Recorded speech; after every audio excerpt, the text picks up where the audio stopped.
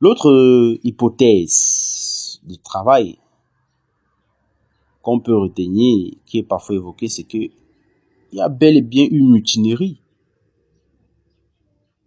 sur fond de guerre de leadership entre divers chefs de guerre qui composent l'armée russe. Je rappelle que l'armée russe fonctionne de façon hétéroclite. Il y a le commandement militaire issu du MINDEF officiel là. Il y a les armées tchétchènes sous la direction de Kadyrov. Il y a les Wagner sous la direction de Prigojine jusqu'à très récemment.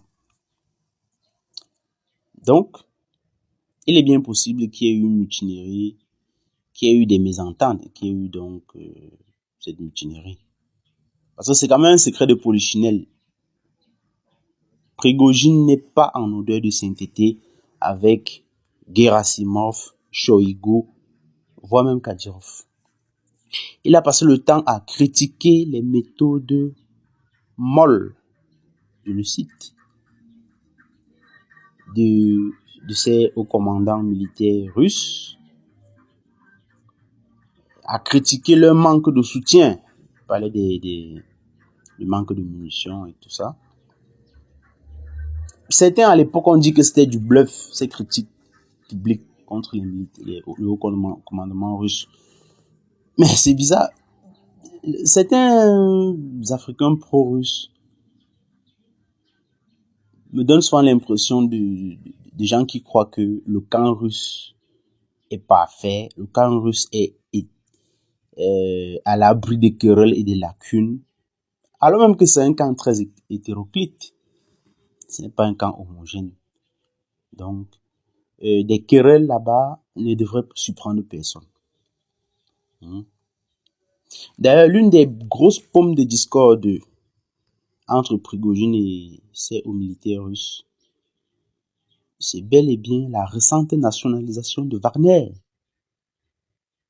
et son intégration à l'armée russe.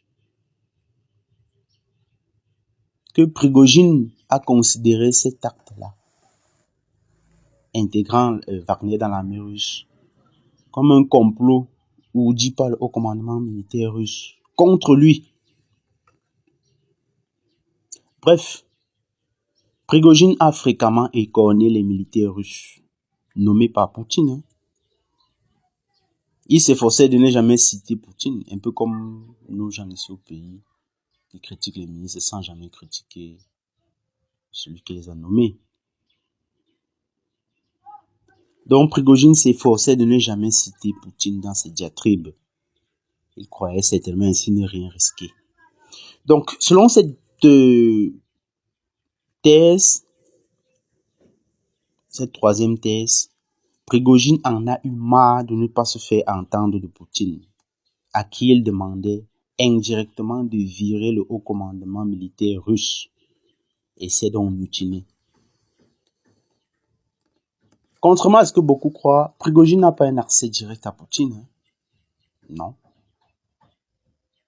Et ça peut être un motif de frustration. Il n'a pas un accès direct à Poutine. Il a un accès direct au MINDEF Sergei Shoigu, dont il ne reconnaît d'ailleurs pas l'autorité.